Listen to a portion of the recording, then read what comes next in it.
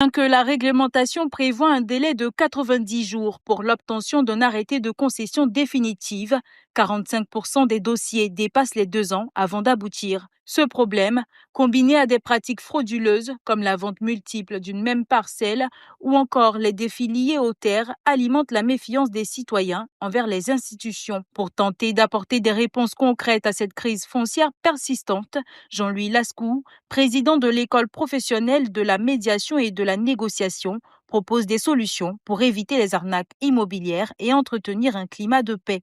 Si je m'intéresse à un terrain, que je sache qu'il est complètement accessible et que je me renseigne bien. Et que dès lors que je vois qu'il y a une petite dispute, que je ne crois pas à celui qui va me promettre que ça va s'arranger. Je dois avoir la preuve que c'est arrangé.